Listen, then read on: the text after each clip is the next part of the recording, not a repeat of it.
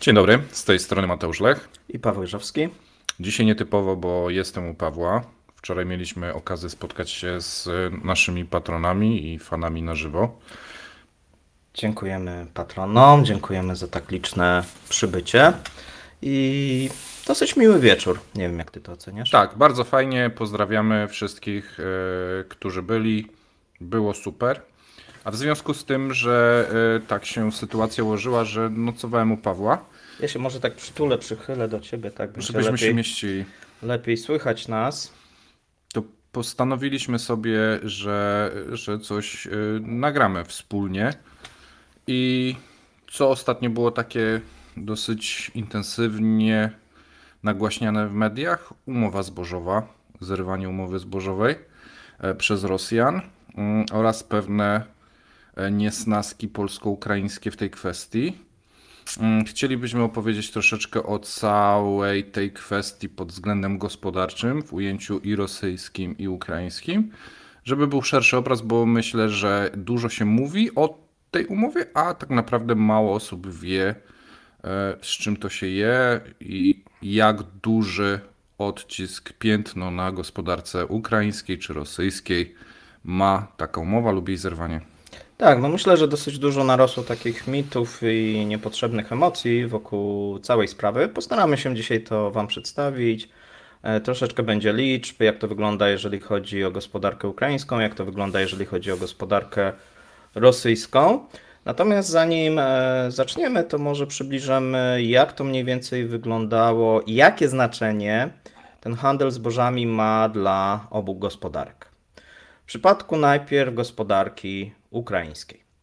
Jeżeli mówimy ogólnie o produkcji tej spożywczej, to szczególnie w 2022 roku, w latach wcześniejszych również, ta produkcja rolna oraz firmy, które produkują czy korzystają z tego rynku spożywczego, stanowiło około 50% ogólnej produkcji ukraińskiej, tak do 50%, a mieliśmy jeszcze jakieś inne rzeczy. Natomiast w zeszłym roku, powiedzmy, ta gospodarka rolna i wytwarzanie produktów rolnych stanowiło dosyć duży udział, jeżeli chodzi o przychody z ukraińskiego eksportu, jak i również wytwarzane PKB.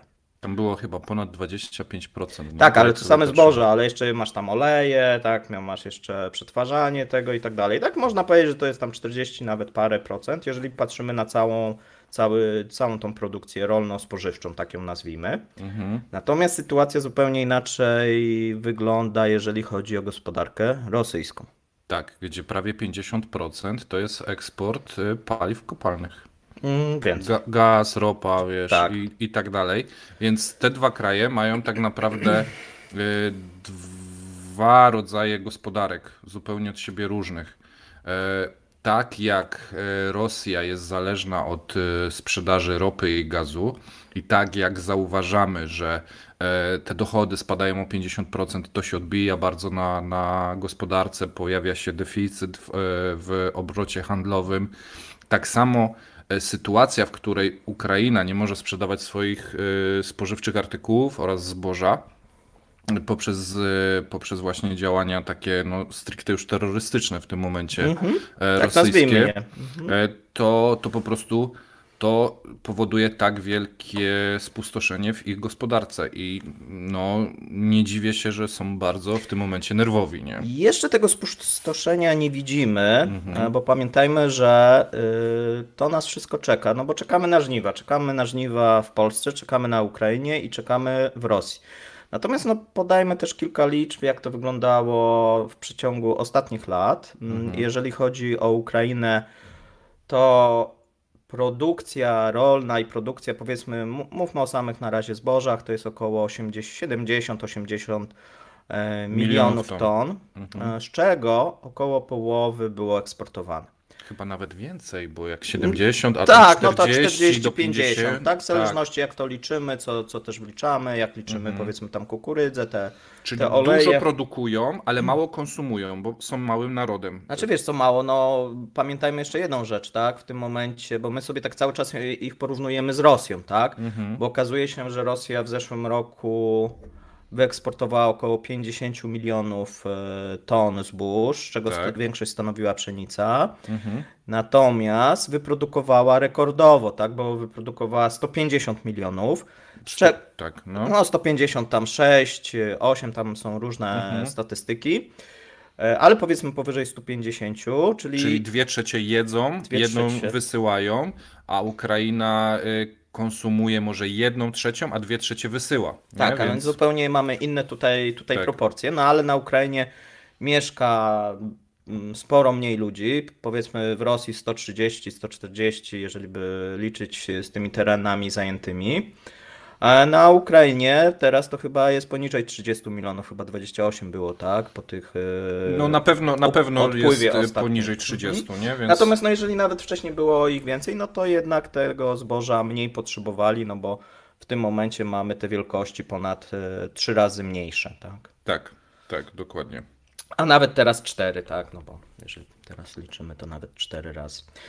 W związku z tym, no mieliśmy taką sytuację w zeszłym roku. Pamiętacie, że to było na wiosnę, tak? Mieliśmy w maju, kiedy Rosja groziła, no blokowała ten eksport rosyjskiego zboża. Ukraińskiego zboża, przepraszam. I wtedy wszyscy zaczęli się martwić, jak Ukraińcy sobie poradzą.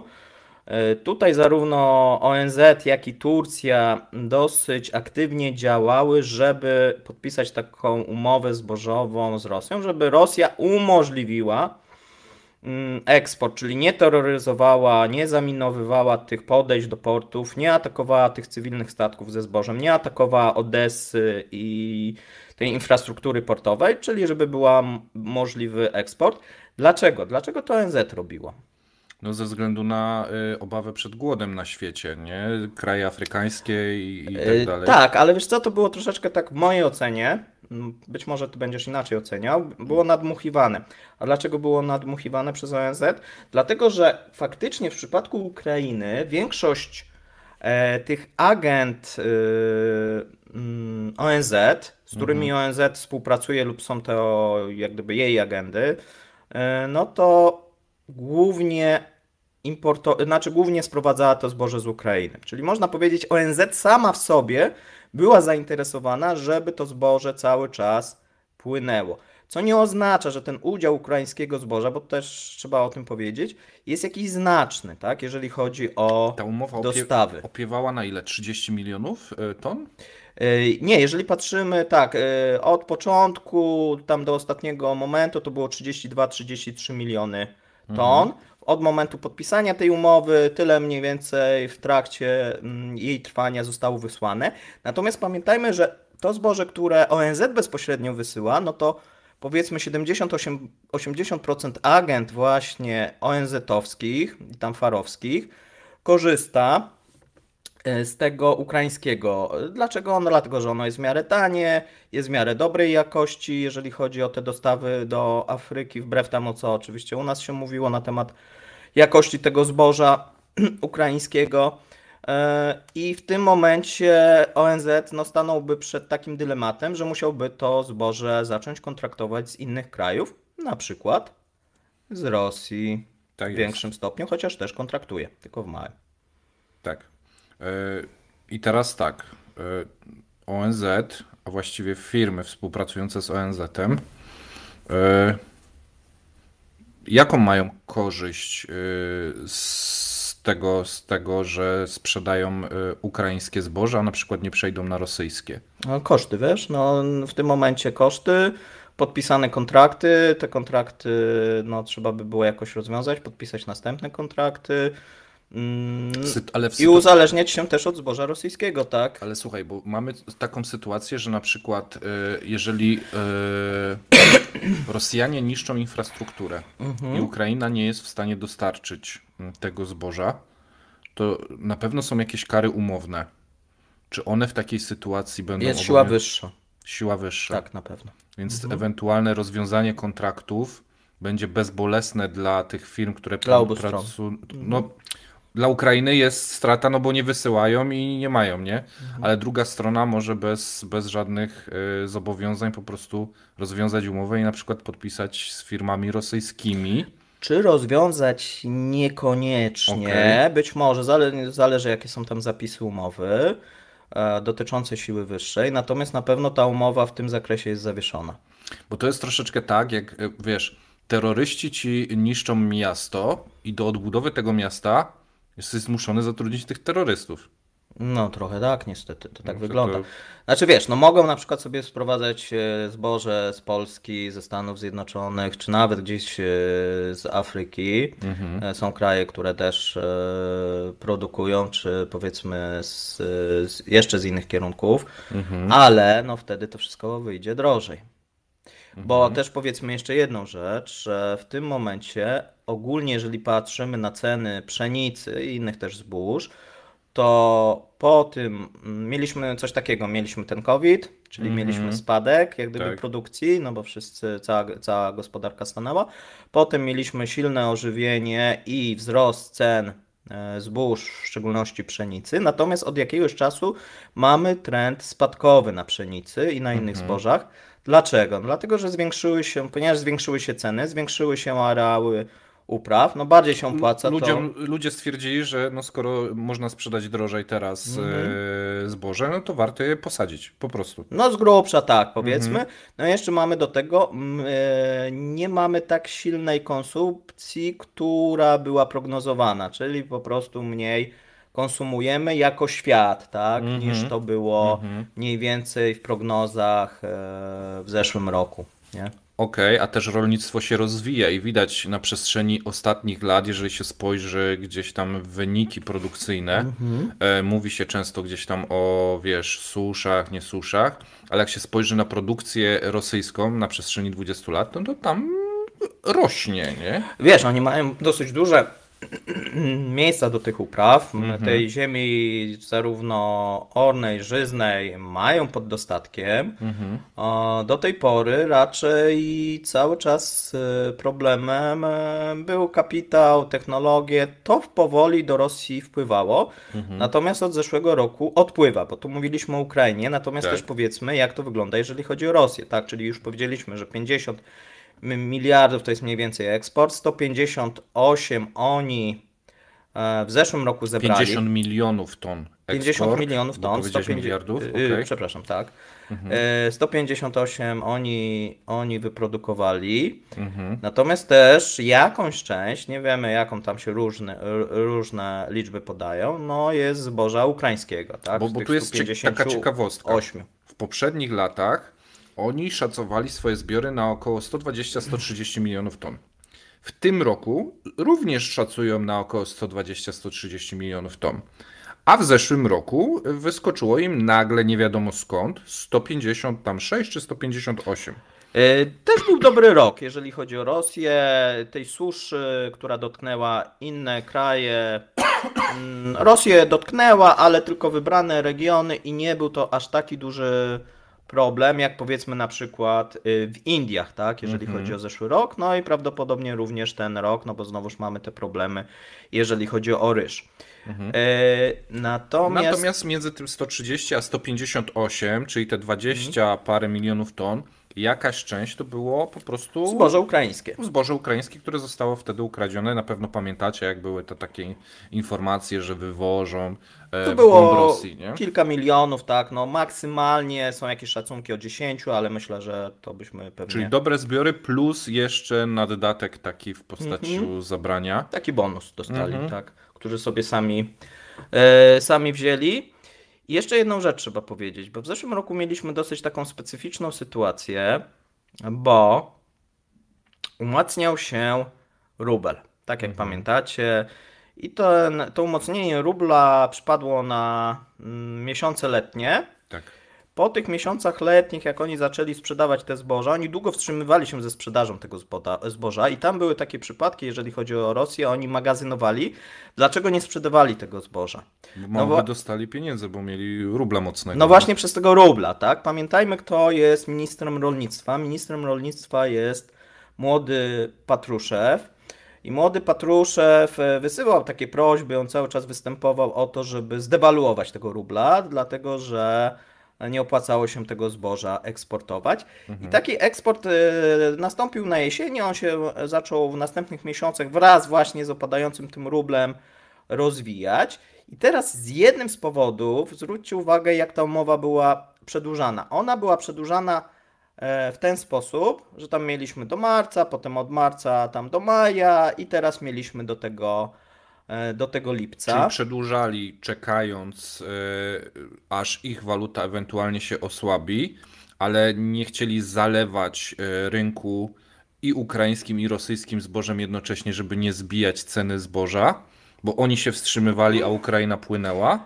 Wiesz co, ja bym aż tak dalekich wniosków, znaczy częściowo masz rację i wydaje mi się, że częściowo nie masz racji. Masz rację jak gdyby w tym, że jednym z powodów, dlaczego ta umowa zakończyła się teraz, no jest próba wpłynięcia na rynek, ale nie przez to, że Rosja jakoś produkuje, znaczy ona dużo produkuje, Ukraina też dużo, natomiast no słuchajcie, to nie jest tak, że jeżeli Ukraina przestanie wysyłać to zboże, no to będziemy mieli załamanie na rynku, co tam nam się próbuje wmówić, tak? Załamanie na rynku pszenicy czy zbóż.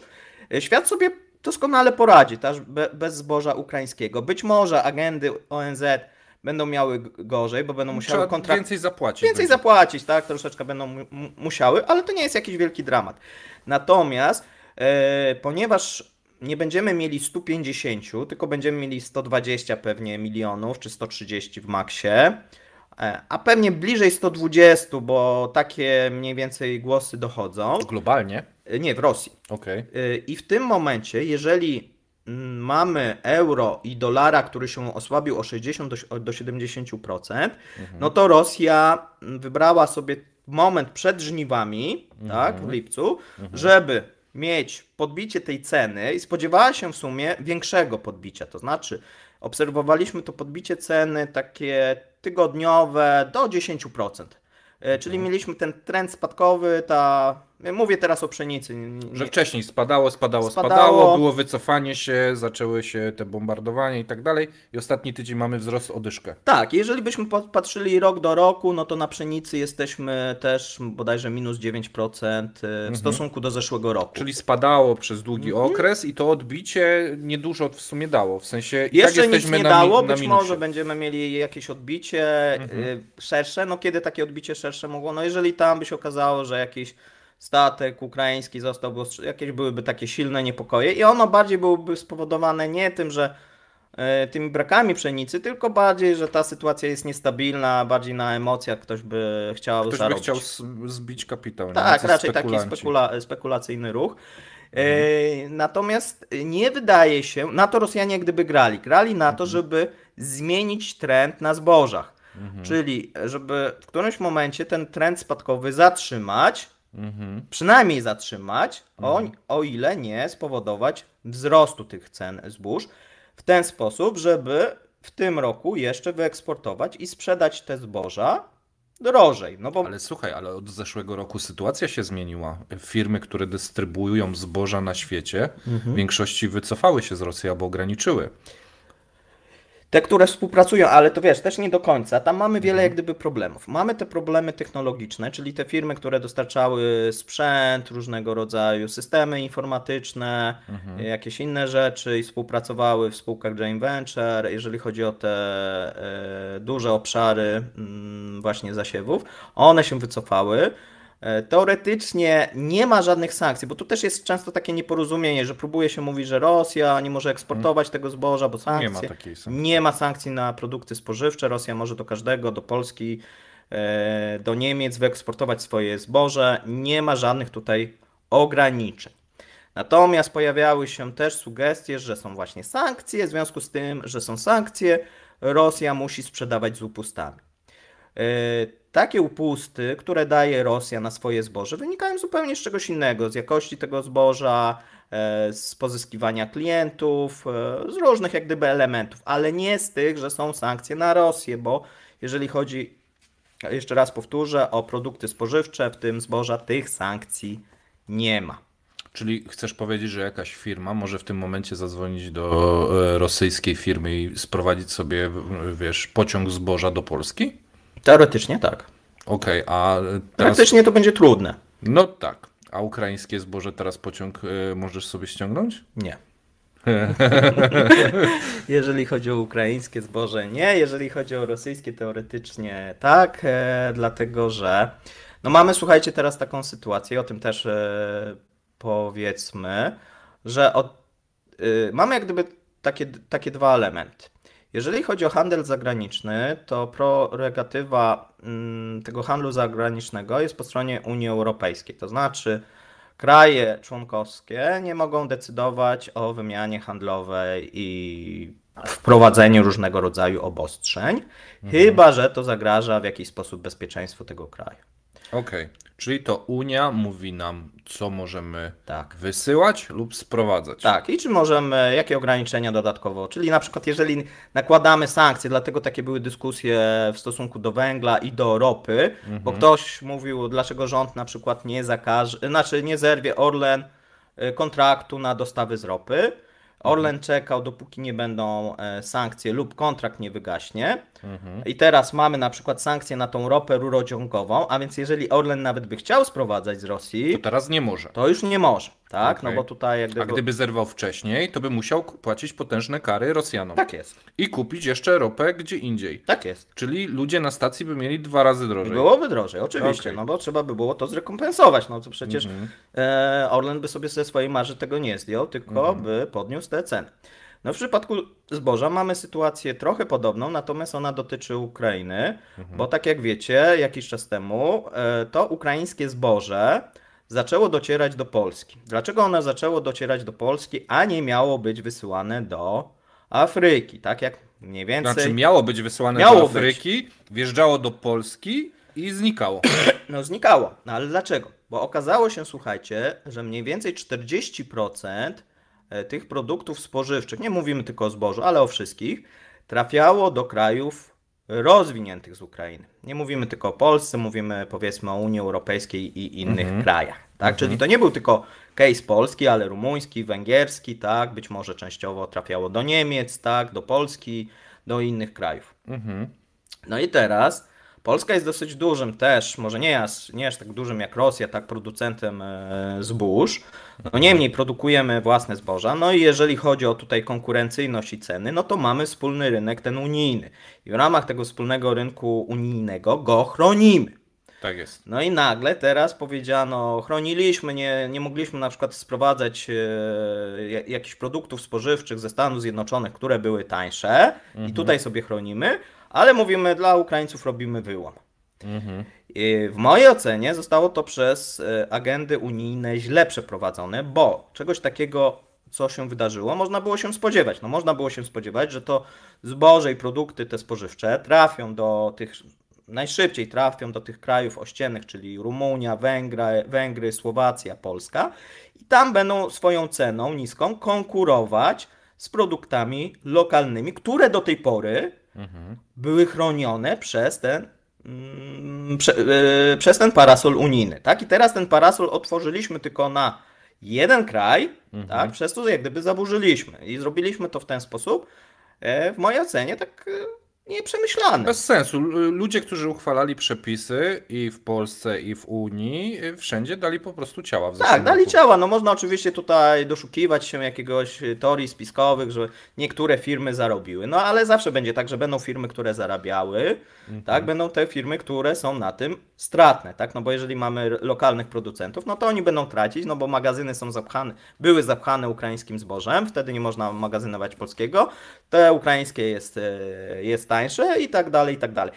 Dlaczego nie wysyłano do Afryki? No po co wysyłać, skoro można sprzedać w Polsce i na tym lepiej zarobić niż A ile to wysyłać? ludzi umarło w zeszłym roku w Afryce na głód?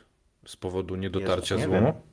Zboża? Jakoś nie Nie było sądzę, informacji. nie sądzę, żeby nie było było. informacji. Nie, bo nie było głodu jakiegoś wielkiego, No, tak? no właśnie, w sensie cały czas była ta narracja, pamiętam w zeszłym roku, musimy wysłać te zboże, bo jak nie, to miliony ludzi umrą w Afryce, a kolejne miliony wsiądą na łodzie i zaleją Europę. No wiesz, ona Ze była względu na głównie głód. przez te, wiesz, agencje ONZ promowana, no bo oni nagle im musieliby zacząć to kupować drożej, wszystko by im się tam, wiesz, sypało, no to chcieli to zachować. No i też w dużej mierze to było też propagowane przez samych Rosjan. Dlaczego? No dlatego, żeby po pierwsze zrobić ułatwienia, bo o tym cały czas się mówi, i dla amoniaku, i właśnie, żeby zacząć preferować produkty rosyjskie na świecie. No i też częściowo zdjąć pewne sankcje, szczególnie na te SWIFT-owe, na banki, które... Bo tu jest akurat problem i tu są Tak. faktycznie sankcje, bo o ile na spożywkę nie są, natomiast już na system bankowy i że ktoś na przykład chce sprzedać na przykład do Polski, nie te Chcę wagony, wysłać pociąg ze no, zbożem, tylko że no jeszcze tylko my trzeba mu nie możemy zapłacić za niego. nie? No jest utrudnienie zapłacić, ktoś musi jakąś walizkę tam wysłać do tej Moskwy i wtedy może tak, nie? Ale Natomiast celnicy w tym momencie nie zatrzymają, nie wiem... walizki? Nie, chodzi Nie, no mi myślę, o że pociągu. się podzielą. Jedzie sobie pociąg z daleka, nie? Wiesz, dojeżdża gdzieś na białoruską granicę i celnicy mówią, co tam macie? A zboże mamy, a No, skąd? A z Rosji. No teoretycznie nie mogą. No właśnie, mogą, nie mogą, Nie no mogą. bo teoretycznie sankcji nie ma, ale co jest, że nie mogą? Znaczy nie, pociąg mógłby przejechać, tak? Aha, że nie mogą nic zrobić. Tak. O to chodzi. Teoretycznie Okej. tak, natomiast praktyka też pokazuje obecnie, ponieważ jest straszny bałagan, to może się okazać, że z jakiegoś powodu na przykład ten pociąg nie wjedzie, tak? No bo są na przykład sankcje nie na konkretne, na produkty, ale na konkretną firmę mogą być. Albo firmę, z Okej. którą współpracuje, wiesz. to Albo mogą być jakieś gdzieś nie takie- będzie papieru jakiegoś fitosanitarnego, który potwierdza, że te zboże ma Tak. to i to, Na a nie przykład. ma czegoś, a czegoś, nie? Że teoretycznie mogłoby wjechać, gdybyście mieli ten papier, ale ten papier można uzyskać tylko tu i tu, ale nie możecie tego zrobić, tak? Na takiej zasadzie może. Tak, znaczy no tu nie jestem akurat ale takim wielkim specjalistą, tak, Okej. od tego, od przepisów fitosanitarnych, tak, a więc mnie się nie pytaj. Wracając, słuchajcie, do tej sytuacji w Rosji. Wydaje się, tak jak mówiliśmy, że termin nie został wybrany przypadkowo. Rosja spodziewała się tej zwyżki. Tej zwyżki na ten moment nie uzyskała, dlatego też starała się tą sytuację, i był to jeden z elementów, jeszcze bardziej podgrzewać. Bo my to sobie tak tylko myślimy, że oni podgrzewali ze względu na tych Ukraińców, no ale oni też podgrzewają ze względu na to, że mogą próbować te ceny jak gdyby Podwyższyć, podwyższyć. ale też w tym roku są w świetnej sytuacji, jeżeli chodzi o eksport zboża, przez dewaluację rubla. Więc oni w tym momencie, torpedując dostawy z Ukrainy i wchodząc poniekąd w jakieś rynki, są w stanie łatać mocniej budżet niż w zeszłym roku ze względu na to, że na tym zbożu dostaną tak, więcej i rubli. są w stanie dawać często właśnie lepsze ceny, nie wiem, na rynek chiński niż inni I wygryźć na przykład Produ- Ukrainę, producenci. jeżeli Ukraina wypadnie na rok teraz na przykład, a wejdzie Rosja ze swoim zbożem, z dobrym rabatem, to Ukraina za rok może już tam nie wejść. No będzie miała trudniej, nie? Mogą być podpisane na przykład kontrakty długoletnie, no i może się okazać, że Że na przykład nie macie teraz zboża, my mamy zboże, możemy dać wam go w rewelacyjnej cenie, ale na kontrakcie na przykład 5-letnim. na przykład. No Dokładnie i tak. następne 5 lat Ukraina nie będzie miała gdzie sprzedać swojego... Będzie miała. No tak, ale wiesz, ale to jest znowu proces i No trzeba logistyczny pozyskiwać i- te i- kontrakty. No wiesz, no zboże jest akurat takie, że to jest kwestia za ile go sprzedasz, nie? Wiesz, możesz go po prostu sprzedać taniej, gdzieś go zawsze sprzedasz. Tak, no ale okej, jest ten krok ze strony Rosji, że robi to w tym momencie brutalniej niż w zeszłym roku i ta data, kiedy to wykonują, ma to zasadne, wiesz, uwarunkowania jakieś takie ekonomiczne, że jest w tym od strony Rosji jakiś pomyślunek. A drugim elementem, takim nieco ubocznym, jest wbijanie klina między państwa ościenne a Ukrainę. Tak, ale ja bym jeszcze bo tak, pierwszy no to oczywiście swój rynek, podwyższenie tych cen, wykorzystanie sytuacji, ale drugi element, no to bym postawił, co u nas się stawia jako pierwszy chyba, myślę, że to nie jest pierwszy powód, osłabienie gospodarki ukraińskiej.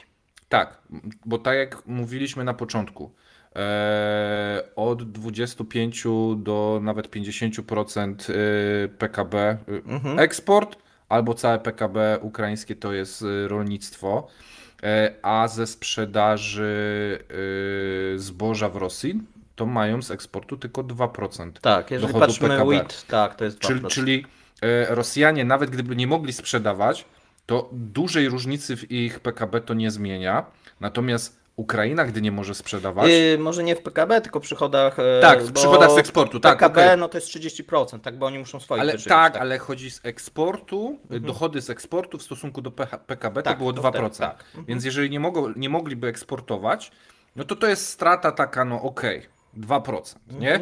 Natomiast jeżeli Ukraina nie może eksportować, ma zerwane łańcuchy dostaw, no to tam są już, wiesz, bo koleją coś może będzie mogła drogami i tak dalej, ale jeżeli morską drogą nie będzie w stanie wysyłać, no to mogą być już straty, wiesz, 10, 15, 20% w tym Tak, momencie. no to jest po raz kolejny uderzenie, jak gdyby To jest bardzo finansowanie duży cios gospodarczy gospodarkę dla Ukrainy. Tak. Tak? I to bym stawiał na drugim miejscu jednak, a nie na pierwszym. I trzeci element, czyli Rosja tą decyzją jak gdyby osiąga 3 rzeczy, tak? Wzmocnienie pozycji Patruszewa, zwiększenie opłacalności swojej sprzedaży i moim zdaniem to jest numer 1 z punktu widzenia Rosji i reżimu, numer 2 osłabienie gospodarki ukraińskiej i numer 3 to jest można powiedzieć stworzenie sytuacji, kiedy polskie interesy są polskie, węgierskie, rumuńskie, słowackie, tak? W różnej części, różnie to będzie w różnych zależności krajach. od tego, jak kraj stoi na rolnictwie, nie? Tak, natomiast będą różniły się te interesy od interesów ukraińskich. I mamy teraz taką sytuację, że wydaje się, że Ukraińcy to powinni rozumieć, natomiast to, przez co ostatnio miesiące, do czego Ukraina była przyzwyczajona, czyli do takiej bezwarunkowej pomocy, no tutaj nie można liczyć. Nie można liczyć, że Polska będzie bezwarunkowo mówić, no okej, chcecie do nas zboże, no nie ma problemu, to my tam weźmiemy całe wasze zboże. To jest raz. Drugi raz, jeszcze powiedzmy sobie jeszcze jedną rzecz, bo nawet jeżeli Polska by się otworzyła i Rumunia by się otworzyła, to nie jesteśmy w stanie skonsumować czy przetransportować całego tego zboża w szybkim czasie do Polski czy do Rumunii. No bo Polska, powiedzmy, koleje 2 miliony, tiry, jakieś inne rzeczy, następne 2. To wynika z wielu... Między 2 a 5 milionów gdzieś z wielu rzeczy, tak? Łącznie. Możemy tutaj dyskutować, może by się okazało, że to właśnie by było 5-6 milionów, jeżeli byśmy się mocno byśmy chcieli. Powiedzmy w przypadku Rumunii ta Konstancja, trochę może być więcej. Natomiast to nie jest tak, że nagle 30, tyle co było w umowie zbożowej. Tak. I jeszcze dodatkowo pamiętajcie, że tory morskie i wysyłanie tego to nie 30, Odessy, tylko 50, bo 50. To było 30 plus te właśnie drogowo i kolejowo, nie? Więc oni muszą wypchnąć 50 milionów, 30 szło morzem, drogami, kolejami gdzieś w jakiś inny sposób, kolejne 20, nie? Więc... trochę mniej myślę, wiesz? Okej, ale w każdym bądź razie to te szlaki były już pełne. One i tak musiały pewnie, wiesz... Tak, częściowo były, tak, natomiast no i teraz nie ma takiej możliwości, żeby bez uruchomienia, i Rosjanie o tym doskonale wiedzą, tak? Dlatego będą blefować do końca i będą, być może nawet posuną się bo już się posunęli do właśnie ataku na infrastrukturę portu odeskiego, przez co jak gdyby niszcząc głównie, bo oni jak gdyby głównie, oprócz tego, że ostatnio cerkiew zniszczyli, w Odessie, to głównie nastawiają się nie na niszczenie jakichś obiektów wojskowych, tylko na niszczenie infrastruktury tej do wysyłania towarów, tak? Tej infrastruktury portowej. Tak? Uderzają w pieniądze. Tak jak Zachód chce uderzyć w pieniądze rosyjskie poprzez sankcje i różne embarga, tak w tym momencie Rosjanie uderzają w pieniądze Ukrainy. No bo to jest bardzo duży cios, nie? Tak, no i teraz czego należałoby się tutaj, słuchajcie, spodziewać? Należałoby się pewnie spodziewać, że zostanie wypracowany jakiś można powiedzieć, pomysł, co z tym dalej zrobić. Zobaczymy, co się uda z Rosjanami wynegocjować Erdoganowi, no bo on zapowiada, że jednak będzie, ponieważ Turcja też jak gdyby zarabiała na pośrednictwie, tak? Bo tam część tego zboża, tych statków było przecież trafiało do Turcji, czy też Turcja pośredniczyła w transporcie tego zboża. Zobaczymy, co mu się uda. Wydaje się, że w interesie Rosji jest za wszelką cenę, tak jak powiedziałem, tak, mamy dosyć dużo zysków dla Rosji, żeby utrzymać zerwanie tej umowy. Tutaj oczywiście mamy też takich graczy chińskich, tak, którzy też brali to ukraińskie No właśnie, zboże. co z Chinami? Bo ponoć 70% eksportu tego ukraińskiego lądowało w Chinach, tak gdzieś wyczytałem. Myślę, że mniej, ale duża część... Czy może jakiegoś jednego zboża, nie? Może pszenicy albo... Tak. Natomiast no, Chiny są oczywiście też zainteresowane, natomiast sobie poradzą. To nie jest tak, że wiesz, że Chiny nagle powiedzą albo się zgodzicie, albo coś tam, nie? A Chiny nie mogą wziąć od Rosji po prostu z wielkim rabatem i być zadowoleni? Mogą. Tak czy siak? Mogą. Więc dla nich te zerwanie umowy Rosja może im zrekompensować, zwłaszcza jeżeli rubel się teraz osłabił, więc są w stanie dać im większy rabat. I tak naprawdę wyjdzie Chinom... Chinom jest moim zdaniem to obojętne, tak? Czy oni wezmą? Oczywiście tam w przypadku olejów, no to tam wchodzimy w jakieś tam szczegóły, tak? Ukraina No jest tak, ale patrząc na cały kontekst, Chińczycy niekoniecznie są na tym bardzo jakoś stratni, o ile w ogóle, więc dla nich to jest bez znaczenia. Nie? Tak, a więc wydaje się, że Rosja będzie cały czas próbowała utrzymać to zerwanie, a jeżeli miałaby jednak podpisać nową umowę, no to już myślę, że dosyć duże ustępstwa musiałyby być ze strony kogo? Ukrainy. No Unii Europejskiej jednak. Wiesz, no Ukrainy, pytanie co? Co Ukraina mogłaby im w tym momencie zaoferować? Być może przedłużenie tego tego tranzytu Węgier. gazu, tak, na Węgry czy coś takiego, nie wiemy. Może jakieś rozmowy się tutaj toczą. Jeżeli chodzi o Unię Europejską, no to chyba najwięcej, no bo na przykład zniesienie części sankcji, na przykład na nawozy nie są, no ale wpuszczenie tych nawozów na firmy, które produkują nawozy, bo na same nawozy nie, ale na firmy są i tak dalej. No i otworzenie tego rynku, natomiast i otworzenie na przykład częściowo możliwości płatności właśnie tych bankowych, nie? Czyli to, co widzieliśmy w poprzednich dniach w mediach, gdzie mówiono, że to jest jakiś szaleńczy ruch, wiesz... To nie jest szaleńczy, to jest racjonalny. Bardzo racjonalny, bardzo taktyczny i dobrze przygotowany ruch przez Rosjan w tym momencie. Tak, ponieważ umowa zbożowa z punktu widzenia rosyjskiego, i to turbopatrioci często podkreślali, no nie ma jakiegoś wielkiego sensu i zysku. Oczywiście jakieś osoby, jacyś oligarchowie na tym zarabiali i oni to wskazywali, że to jest główny powód. No, ale z punktu widzenia Rosji bardziej opłacalne jest, żeby Ukraina nie eksportowała żadnych zbóż drogą morską. Tak, a dodatkowo tworzy się ta linia napięcia między krajami, które dotychczas bardzo pomagały. No ale teraz jest tak, jeżeli my wpuścimy, no to strzelamy sobie w stopę, a właściwie w stopy naszych rolników.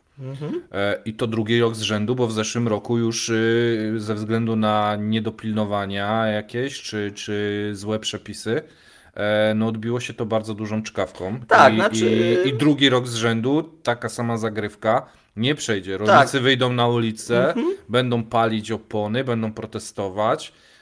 A wszystko to tuż przed wyborami. Nie? Tak, no myślę, że główna partia akurat nie może sobie pozwolić. Myślę, że żadna partia. Jakakolwiek by nie była opozycja, w tym momencie. tak, jakakolwiek by rządziła, druga, trzecia, czwarta, tak, no to przed wyborami jednak nie chciałaby sobie zrazić dosyć dużej grupy społecznej i wpływowej, szczególnie, że to są często wyborcy tej partii. Po drugiej stronie mamy, można powiedzieć, zdesperowanych Ukraińców, którym się podcina główna gałąź gospodarki.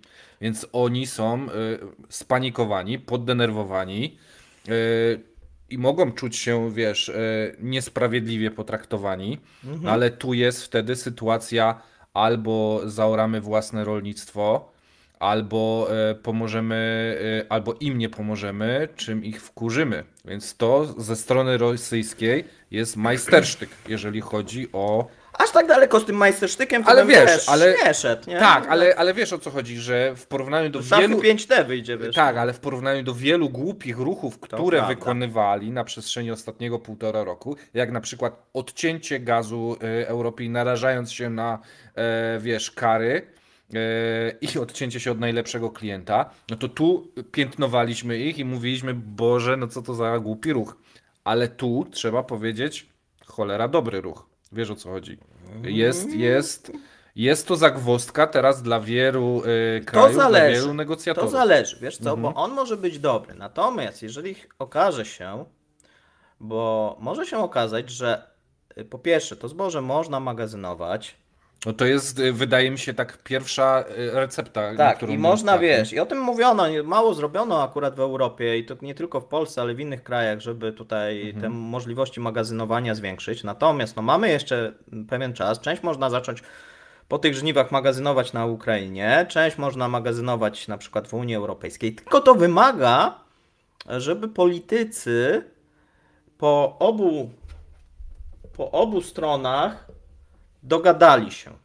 Mówiliśmy sobie, że te kraje muszą między sobą się, politycy szczególnie, porozumieć. Będzie to być może trudne, ale nie jest niemożliwe i jest konieczne, szczególnie dla Ukrainy. No, Ukraina nie ma wyboru. Nie może liczyć na to, że ta polityka do tej pory, czyli takich żądań, nieustępliwości, no, która w przypadku uzbrojenia odnosiła sukces, no tutaj również odniesie sukces. Dlaczego? No dlatego, że w przypadku prowadzonej wojny interesem Polski jest to, żeby Ukraina obroniła swoją suwerenność, nawet w granicach tych sprzed konfliktu, nawet z odzyskaniem Krymu. Natomiast w przypadku zboża no mamy odmienne interesy. Co należałoby zrobić? No dogadać się z Polakami, dogadać się z Węgrami. Tu może być trudniej, no ale powiedzmy, chociaż z tymi Polakami, z Unią Europejską, ze Słowakami, z Rumunami, wypracować jakiś plan. No ale jak to w polityce, tak? No ten plan może będzie, ale potem praktyka może co innego pokazać. No ale powiedzmy, w teorii wypracować jakiś plan. Polska powinna postawić pewne warunki, jeżeli chodzi, nie chcemy tutaj doradzać nikomu, ale pewnie to się odbywa i prawdopodobnie jakiś plan jednak zobaczymy. Czy go zobaczymy jeszcze przed wyborami? Nie wiem.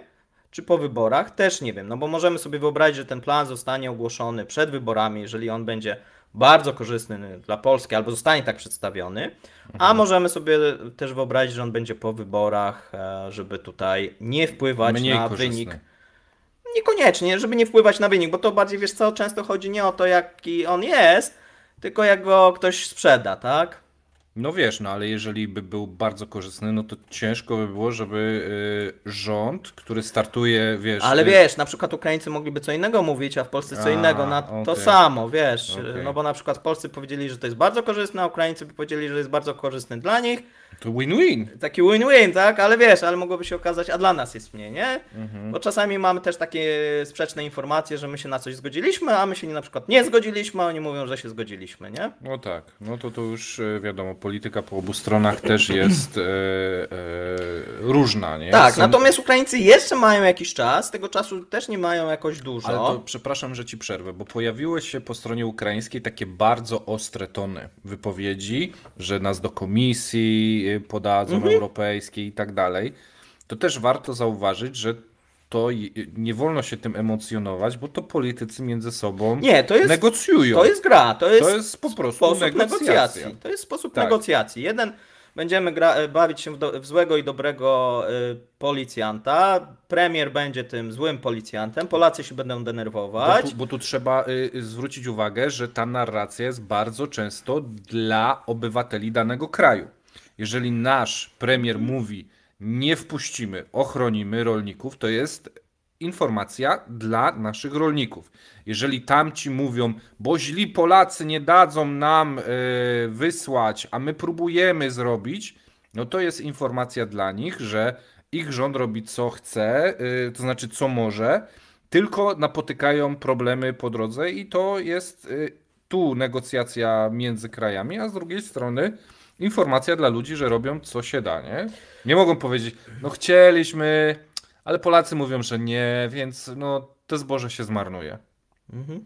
Bo nie chcemy się z nimi kłócić. No to w tym momencie wkurzą wszystkich swoich rolników, nie? Wiesz, w trakcie wojny oni orali te pola, później zbierali to wszystko z narażeniem życia i tak dalej. A potem ich polityk powie, no nie, nic nie zrobimy, bo nie chcemy wkurzać Polaków. No to też po ich stronie też by było to samo, co po naszej, czyli ogólne niezadowolenie. Więc każda ze stron w tym momencie, wysyłając komunikaty, też stara się ugłaskać swoich ludzi, nie? Tak, niemniej z każdym, no tutaj jednak Polacy mają mocniejsze karty. Mhm. Pomimo tego, że teoretycznie, tak jak powiedziałem, to domena Unii Europejskiej jest ten handel zagraniczny. No niemniej przetrzymując, jak gdyby to trochę jak Rosjanie, nie? Teraz zrobili zakaz i czekają, dobra, zniesiecie sankcje, to my otworzymy. Polacy powinni i teraz no widać, że rząd przyjmuje taką strategię. Powiedzieć twarde nie, trzymać to nie dosyć długo, dopóki ze strony ukraińskiej nie padną jakieś rozsądne propozycje. Mhm. No bo z każdym miesiącem ta nerwowość po stronie ukraińskiej, oczywiście lepiej jakby się teraz, tak, nie? Ktoś wstał, powiedział, dobrze, my tu będziemy magazynować, tu będzie tak, taki jest plan. Być może na tak niższym dalej, i tak szczeblu dalej. to trwa, Być nie? może Natomiast właśnie to komunikacja na górze musi iść taka, że no każdy próbuje jak najlepiej dla swojego narodu. Tak, bo... tak, ale chciałem, wiesz co, jedną rzecz powiedzieć. Dlaczego to powinno być twarde? No dlatego, że z każdym miesiącem Ukraina stawia się w coraz gorszym położeniu. Oczywiście będą takie głosy po stronie ukraińskiej, takiego szantażu też emocjonalnego, no jak nam teraz nie pomożecie, to my przegramy tą wojnę, przecież wy tego nie chcecie i tak dalej, i tak dalej. I my tego oczywiście nie chcemy jako kraj, żeby Ukraina była częścią Rosji. Niemniej niedobrze by się stało, w mojej opinii, jeżeli teraz byśmy na przykład we wrześniu po wyborach powiedzieli OK, to robicie co chcecie i my się na wszystko zgadzamy. Ze strony ukraińskiej muszą być jakieś, tak jak Turcy stawiają bardzo często i niefajnie, na przykład Stany Zjednoczone w trudnej sytuacji, no to jednak powinniśmy dbać tutaj o polskie interesy, a nie o ukraińskie. I o tym jak gdyby myślę, że nie powinniśmy zapominać. Najpierw Polska, potem Ukraina. No, okej. No myślę, że tym, Temat chyba wyczerpaliśmy, nie? tak, tym sformułowaniem byśmy zakończyli.